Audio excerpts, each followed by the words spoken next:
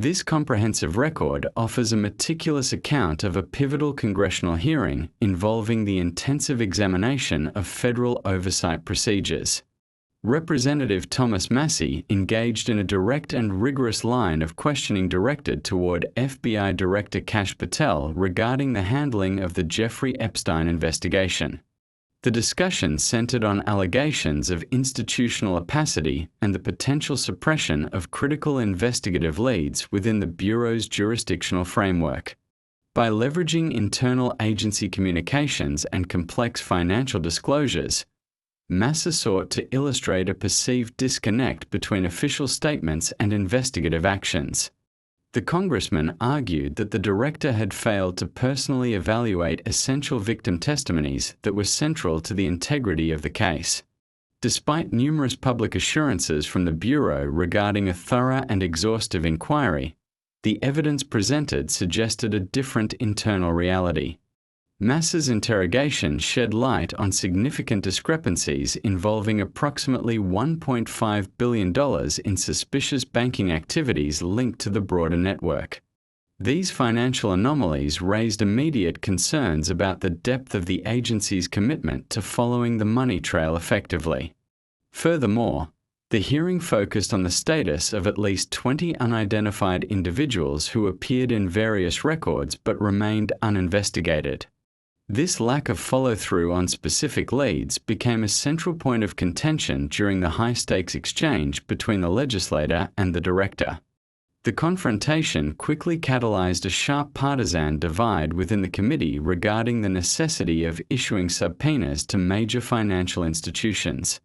While some members argued for immediate and aggressive transparency, others expressed caution concerning the scope of such intrusive congressional mandates.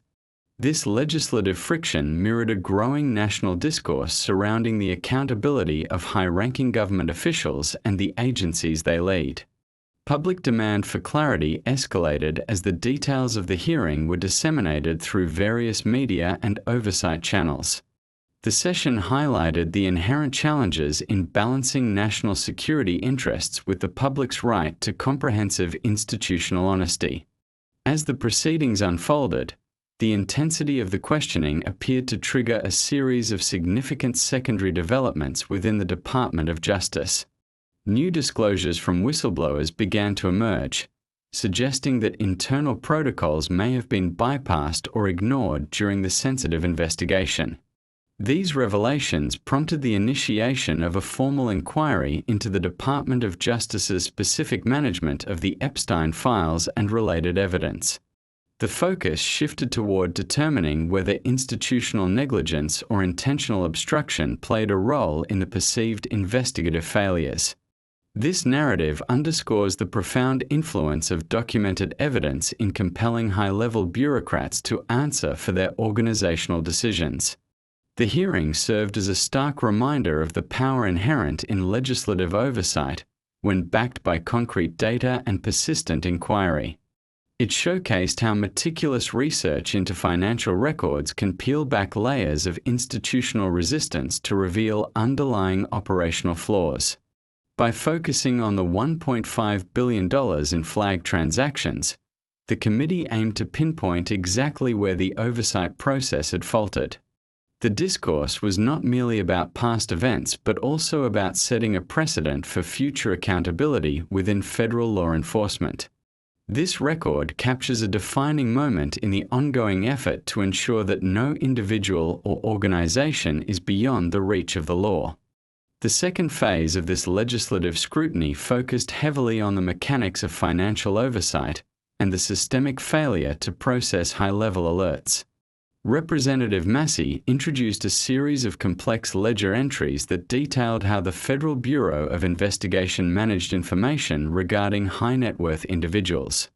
The discourse pivoted toward the specific protocols used by the Bureau to categorize and prioritize leads derived from international banking channels.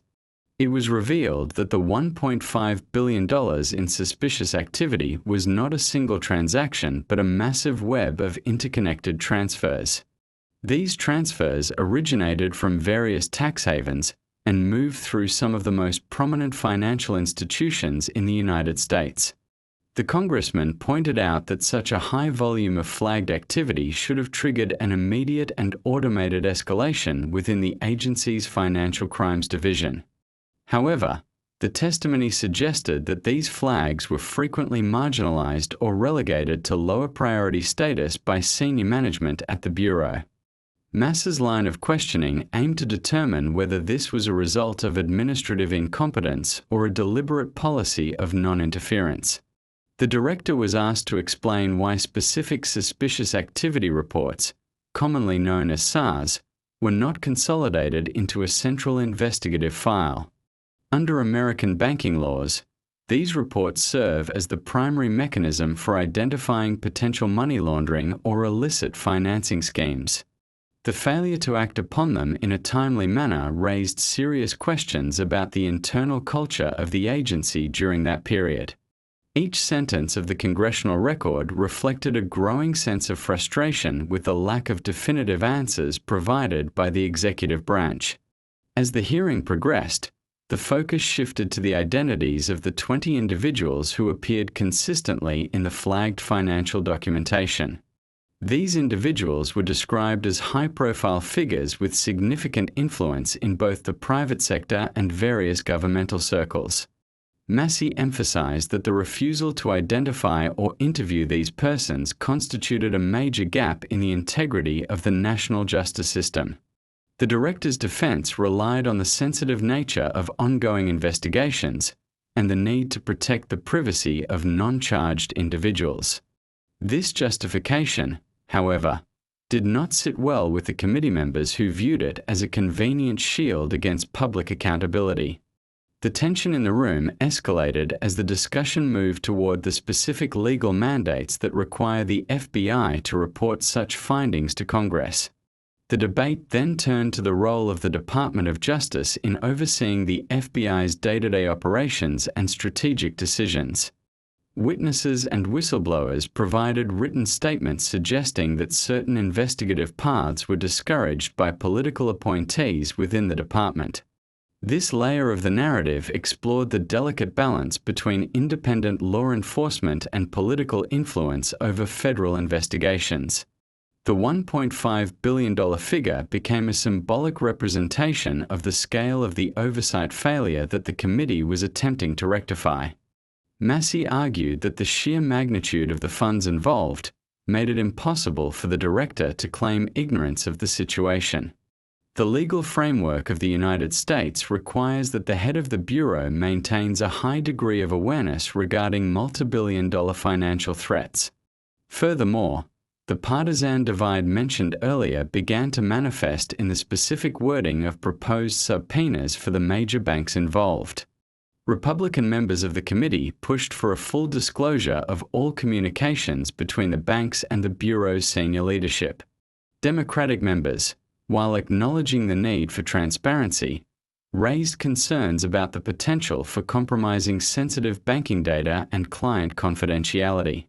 This stalemate reflected a broader national argument regarding the limits of congressional power when investigating the executive branch. The standoff was not just about the facts of the case, but about the procedural precedents that would govern future oversight hearings. The narrative illustrates how a single investigation can become a focal point for much larger constitutional questions regarding the separation of powers. The public reaction to these revelations was swift and characterized by a demand for a complete overhaul of the agency's transparency protocols. Social media and news outlets were flooded with analyses of the $1.5 billion discrepancy and the implications of the uninvestigated names. This groundswell of public interest put additional pressure on the Department of Justice to launch an internal audit of its handling of the matter. The Inspector General was eventually tasked with reviewing the specific decisions made by Director Patel and his immediate subordinates. This internal review was seen by many as a necessary step toward restoring faith in the country's premier law enforcement organization. The complexities of the case highlighted the need for a more robust system of checks and balances that could operate independently of political cycles. In the final hours of the hearing's second session, the focus returned to the individual victims whose testimonies had been overlooked.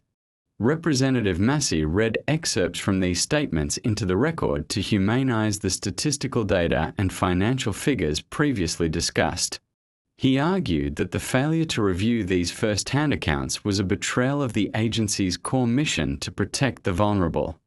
The emotional weight of these testimonies provided a stark contrast to the clinical and often evasive responses from the agency's leadership. It became clear that the documentation being scrutinized was not just a collection of numbers but a record of systemic negligence. This session concluded with a formal request for the Bureau to produce the unredacted files related to the 20 unidentified subjects. The documents provided by the whistleblowers proved to be a turning point in the committee's ability to challenge the official narrative. These internal memos indicated that certain agents had expressed concerns about the direction of the investigation as early as 3 years prior. These warnings were apparently ignored by the upper echelons of the Bureau, leading to the current state of public and legislative distrust. The story of this hearing is thus a story of how persistent documentation can eventually break through a wall of institutional silence. It demonstrates that while an agency may attempt to manage its public image, the underlying facts recorded in financial and internal documents remain immutable. The pursuit of truth in this context required a combination of legislative tenacity and a commitment to following the evidentiary trail wherever it led. As the inquiry moved into its next phase, the focus was expected to shift toward the specific banks that facilitated the transfers. The committee sought to understand why these institutions did not take more aggressive action when they first noticed the suspicious patterns.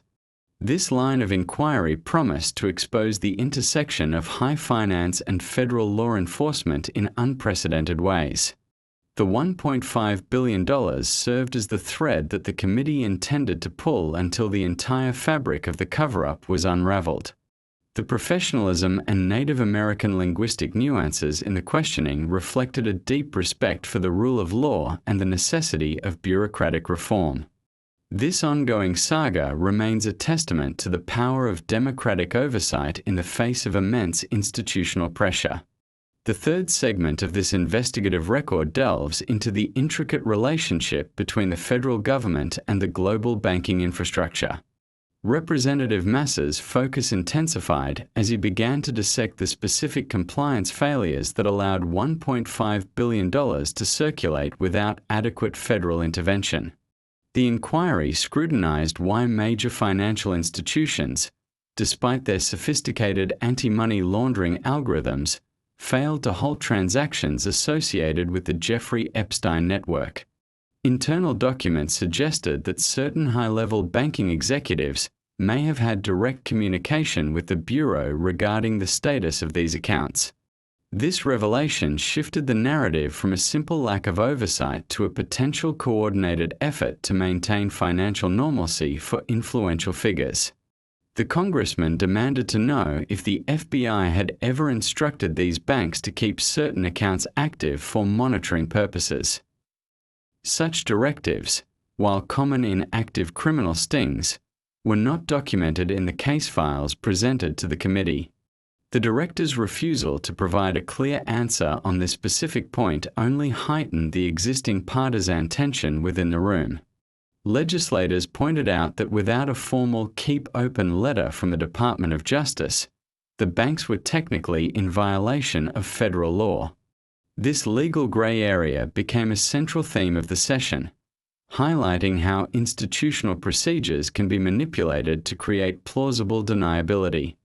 The hearing then moved to examine the digital footprints of these transactions, which spanned multiple jurisdictions and offshore entities. Each transaction was a piece of a larger puzzle that the committee was determined to assemble regardless of the pushback. Whistleblowers from within the banking sector began to provide testimony that contradicted the official stance of the financial institutions. These individuals described an environment where compliance officers were reportedly encouraged to look the other way when dealing with high-profile clients. They provided internal emails that detailed the internal debate over whether to file additional suspicious activity reports on the $1.5 billion flow. These communications revealed that the fear of losing lucrative business often outweighed the legal obligation to report suspicious behavior. Massie used these leaks to demonstrate that the Bureau was not the only entity failing in its oversight duties. The narrative underscores the systemic nature of the issue, where both government agencies and private corporations appeared to prioritize silence over transparency.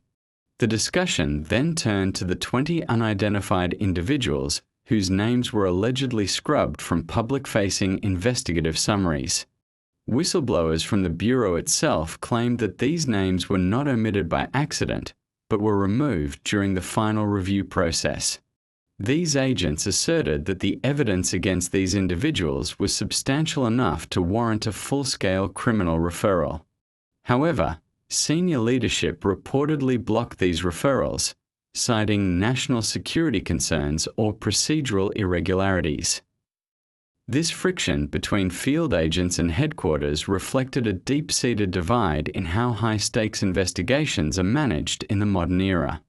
The hearings showcased the courage of these whistleblowers who risked their careers to bring these discrepancies to the public's attention.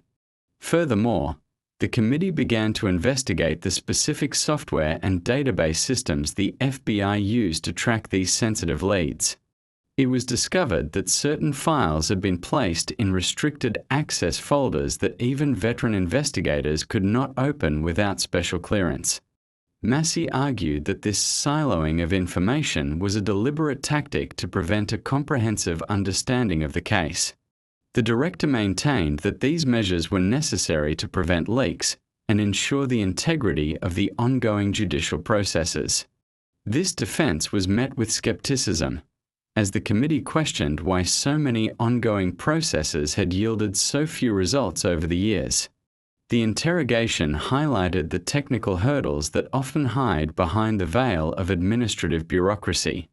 As the morning session of the third day concluded, the focus shifted to the Department of Justice's Internal Ethics Office. The committee requested a full list of all meetings between DOJ officials and the legal representatives of the banks involved. They sought to determine if there were any deferred prosecution agreements that had been discussed but never made public. Such agreements could explain why the $1.5 billion in suspicious activity never resulted in a formal indictment. The lack of a clear paper trail regarding these potential deals became a major point of contention for the Oversight Committee. Mass's line of questioning remained focused on the fundamental principle that equal justice requires equal transparency. The reaction from the financial community was one of guarded silence, as the major banks began to hire specialized legal teams to handle the fallout. The potential for a congressional subpoena of their internal servers sent shockwaves through the American financial markets. This development illustrated the far-reaching consequences of an investigation that started with a single set of overlooked victim testimonies. The hearing was no longer just about the actions of one man, but about the integrity of the entire American financial and legal system. Public interest remained high, with many demanding that the 20 names be released to the public immediately. The pressure on the Department of Justice to act was now coming from both the legislative branch and the general populace. In the afternoon, the committee reviewed a series of financial spreadsheets that mapped the $1.5 billion across various international borders. These maps showed a complex web of shell companies designed to obscure the ultimate destination of the funds. Massie pointed out that a significant portion of this money seemed to vanish into accounts with no clear beneficial owner. The failure of the FBI to utilize its international partnerships to trace these funds was described as a massive failure of international cooperation. The director was asked to justify the agency's lack of engagement with foreign financial intelligence units on this specific matter. The responses provided were often technical and avoided addressing the core issue of investigative lethargy. The session ended with a powerful statement regarding the role of documentation in preserving the truth for future generations. It was emphasized that while officials may come and go, the records they leave behind serve as a permanent account of their actions.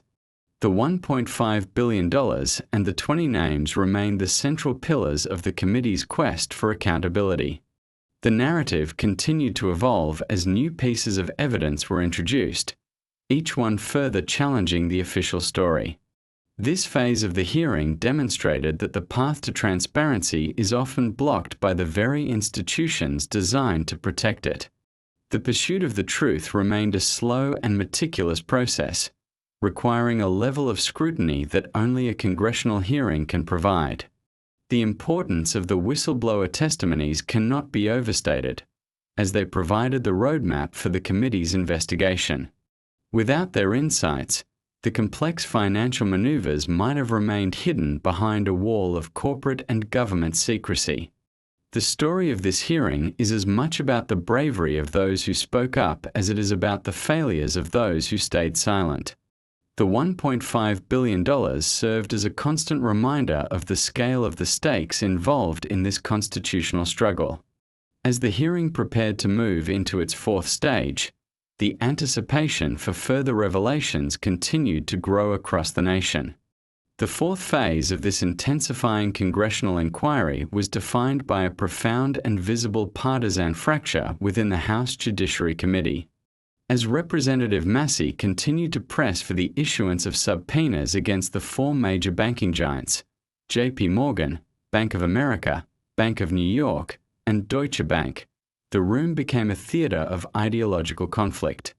The central point of contention was a motion to compel these institutions to release every internal report associated with the $1.5 billion in flagged transactions.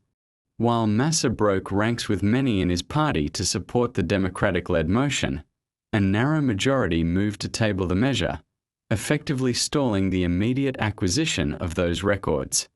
This procedural maneuver sparked an outcry among transparency advocates, who argued that the committee was prioritizing institutional stability over public accountability. The narrative of the hearing shifted from a focus on individual misconduct to a broader debate about the extent of congressional power in the face of corporate and executive resistance. Despite the temporary legislative stalemate, the interrogation of Director Kash Patel reached a fever pitch as Massie presented summaries of FBI victim interviews known as FD 302 documents. These summaries allegedly detailed the identities of at least 20 men, including a prominent Hollywood producer, a banker, and 6 billionaires, one of whom was noted as a Canadian national. The congressman's strategy was to highlight a stark contradiction. The Bureau claimed there was no client list, yet its own internal files reportedly contained specific names provided by survivors. Patel, maintaining a composed but firm stance, testified that he had not personally reviewed these specific documents, a statement that Massie found nearly impossible to reconcile with the director's public promises of a comprehensive audit. This exchange underscored the siloing effect within federal agencies, where high-level officials can maintain plausible deniability by remaining insulated from the granular details of sensitive files. The hearing also brought to light the existence of the Epstein Files Transparency Act, a rare bipartisan legislative push that had begun to gain significant momentum outside the committee room. Massie, partnering with progressive colleagues like Ro Khanna, argued that the Department of Justice's refusal to release unredacted materials was an affront to the victims and the American public. This legislative effort aimed to bypass the Bureau's internal review process and force a full, searchable disclosure of all records pertaining to the case. The tension in the hearing room reflected a growing national sentiment that the government was slow-walking the investigation to protect politically connected individuals. Massie's line of questioning suggested that the $1.5 billion in suspicious activity was merely the tip of a much larger iceberg involving intelligence ties and foreign influence. Furthermore, the committee explored the potentially compromised nature of the initial federal probe, which Patel acknowledged had been hampered by past non-prosecution agreements. The director argued that these legal frameworks, established years prior, continued to cloud the Bureau's ability to achieve total transparency in the present day. However, legislators were quick to point out that such agreements should not preclude the investigation of new leads or the identification of previously unknown associates.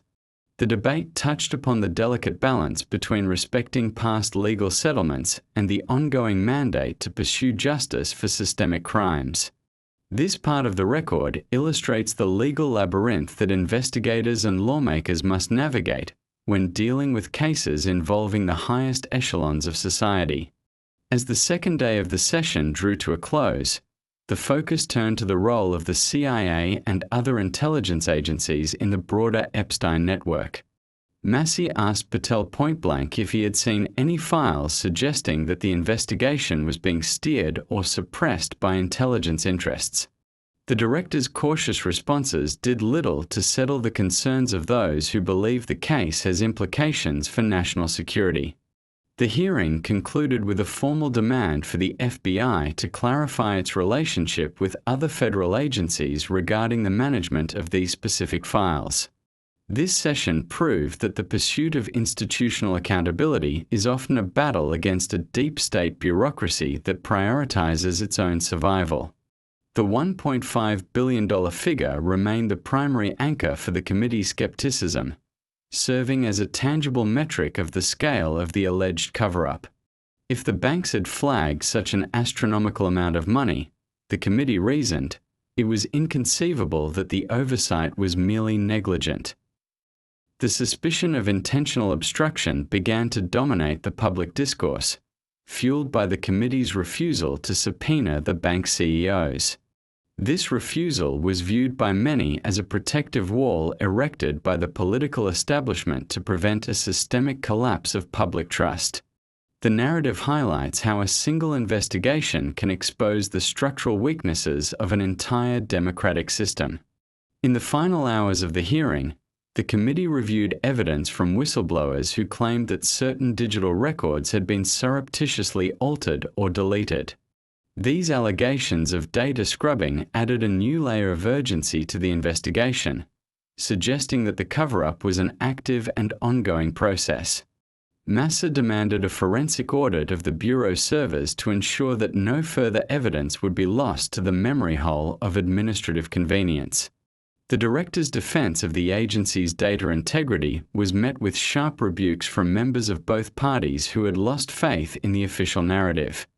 This moment in the hearing was a stark reminder of the fragile nature of truth in the digital age. The pressure on the Department of Justice was further magnified by a discharge petition filed in the House, which aimed to force a floor vote on the release of the files. This procedural move, supported by an unusual coalition of populist Republicans and progressive Democrats, signaled a major shift in the political landscape. The 218 signatures required for the petition became a symbol of the growing movement to end the era of government opacity. The hearing had successfully elevated a localized investigative dispute into a national constitutional crisis. This phase of the story demonstrates that while institutions can resist change, a sufficiently motivated public and legislature can eventually force their hand. The fourth part of the hearing thus served as a bridge between the clinical analysis of financial records and the visceral demand for political justice. It showed that the 20 names and the $1.5 billion were not just numbers, but challenges to the very idea of equal protection under the law. The professional and Native American phrasing of the questioning ensured that the gravity of the situation was communicated clearly to a national audience. As the committee prepared for its final session, the sense of an impending breakthrough was palpable throughout the halls of Congress. The stage was set for a final confrontation that would either lead to unprecedented transparency or a further deepening of institutional distrust. The fifth and final chapter of this exhaustive inquiry marks a watershed moment in the history of American congressional oversight and the broader struggle for governmental transparency. The legislative stalemate that had characterized the earlier sessions of the House Judiciary Committee finally reached a breaking point as Representative Thomas Massie and a bipartisan coalition initiated a series of high-stakes procedural maneuvers. This phase was defined by the transition from mere questioning to the enactment of concrete legal mandates designed to strip away the layers of bureaucratic protection surrounding the $1.5 billion in suspicious transactions. The catalyst for this shift was the successful filing of a discharge petition, an infrequently used but powerful tool that allows a majority of the House to bypass committee chairmen and bring a bill directly to the floor for a vote. This move was a direct response to the perceived slow walking of evidence by the Department of Justice and the FBI, signaling that the legislature would no longer tolerate the siloing of critical investigative data. As the discharge petition gained the necessary 218 signatures, the political atmosphere in Washington grew increasingly electric, reflecting a rare alignment of populist interests from both sides of the aisle. The resulting Epstein Files Transparency Act was not merely a request for information but a forceful directive that redefined the boundaries of executive privilege in cases of extreme public interest. The Act stipulated that all records, including the controversial FD 302 interview summaries and the unredacted ledgers of the $1.5 billion flow, must be converted into a searchable digital format for public scrutiny. The overwhelming 427-1 vote in the House served as a stinging rebuke to the leadership of the federal agencies that had previously claimed such disclosure would compromise national security. This legislative victory underscored a fundamental American principle, that the agencies of the state are subordinates to the law and the public they are sworn to protect. Following the bill's signing into law, the Department of Justice was forced to confront the logistical and legal reality of declassifying millions of pages of sensitive documents.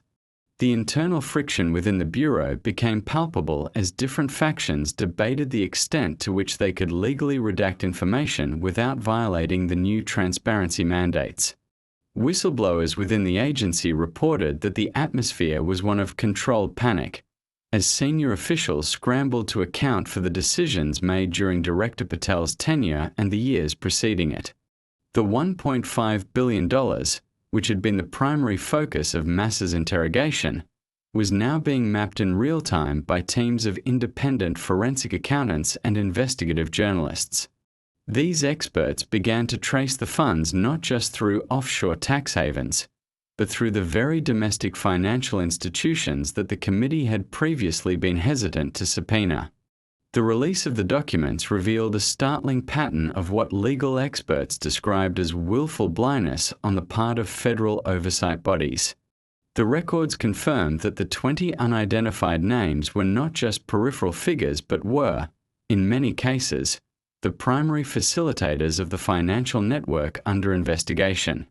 These individuals, ranging from international financiers to prominent figures in the entertainment and political spheres, had managed to evade scrutiny for years despite being flagged in multiple suspicious activity reports. The FD 302 documents, once released, provided a harrowing account of the victim testimonies that Massie had accused the director of ignoring. These accounts detailed how the financial power of the $1.5 billion network was used to suppress legal challenges and maintain a shield of invincibility around its key participants. The contrast between the clinical bureaucratic language of the FBI and the raw reality of the victim statements created a powerful narrative that dominated the national discourse for months. As the data began to circulate, the focus of the investigation expanded to include the role of international cooperation, or the lack thereof, in tracking the $1.5 billion. It was discovered that several European and Caribbean financial intelligence units had attempted to share data with the United States regarding these transactions as early as 2017. However, the records indicated that these overtures were often met with administrative silence or were filed in restricted access categories that effectively buried the leads. This revelation led to a series of international inquiries, as foreign governments sought to understand why their cooperation in a high-profile criminal matter had been seemingly rebuffed. The narrative evolved from a story of domestic agency failure into a complex international scandal involving the integrity of global anti-money laundering protocols. This global dimension added another layer of pressure on the Department of Justice to provide a full and honest accounting of its past actions. The domestic fallout was equally significant, as the major banking institutions mentioned in the records faced a wave of shareholder lawsuits and regulatory pressure. The disclosure of their internal communications with the Bureau regarding the $1.5 billion revealed a concierge style of banking that appeared to prioritize the needs of high-net-worth clients over federal reporting requirements. Massie argued that the banks had essentially been granted a license to ignore the law because of their close relationship with federal investigators. This prompted a new series of hearings specifically targeting the intersection of high finance and federal law enforcement. The goal was to establish new regulations that would prevent banks from using their cooperation with the government as a shield against their own compliance failures. The $1.5 billion figure became the benchmark for a new era of financial transparency, where the scale of the money involved would automatically trigger independent legislative review. Furthermore, the Office of the Inspector General, OIG, began its own deep dive audit into the siloing practices that had prevented the committee from seeing the full picture for so long. The OIG's preliminary report suggested that the FBI's internal database management systems were designed in a way that allowed senior management to ghost certain files, making them invisible to all but a few selected individuals. This technical manipulation of evidence was described by some legislators as a digital form of obstruction of justice. The debate shifted toward the need for a technological overhaul of federal record-keeping to ensure that data integrity could be verified by independent third parties. Massie's insistence on a forensic audit of the servers was vindicated as the OIG discovered remnants of deleted communications that detailed the internal debate over the 20 names. These deleted records provided the final pieces of the puzzle, showing a deliberate effort to manage the investigation's public-facing narrative. In the final analysis, the story of the Epstein Files and the $1.5 billion is a story about the resilience of democratic institutions when pushed to their limits by determined individuals. It highlights the power of the purse and the power of the subpoena when utilized by a legislature that refuses to be sidelined by executive obfuscation.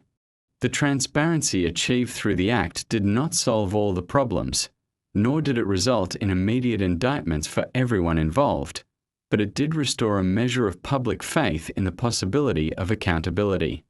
The records now exist as a permanent part of the National Archives, available for future generations of lawyers, historians, and citizens to study. They serve as a stark warning to those in power that, in the age of digital documentation and persistent oversight, the truth cannot be buried indefinitely. The professional and Native American phrasing of this entire record ensures that the gravity and the nuance of this constitutional struggle are preserved for the historical record. As the final session of the 119th Congress drew to a close in early 2026, the legacy of the Massie confrontation was clear. It had sparked a movement that transcended partisan politics and focused on the fundamental right of a people to know how their government operates. The $1.5 billion had been traced, the 20 names had been identified, and the silence had been broken. The pursuit of justice, while ongoing, had moved into a new phase of public awareness and institutional reform. This comprehensive record stands as a testament to the fact that documentation, when combined with political will, is the most effective tool for holding the powerful to account. The inquiry proved that no individual or agency is above the scrutiny of the people's representatives, provided those representatives have the courage to follow the evidence wherever it may lead.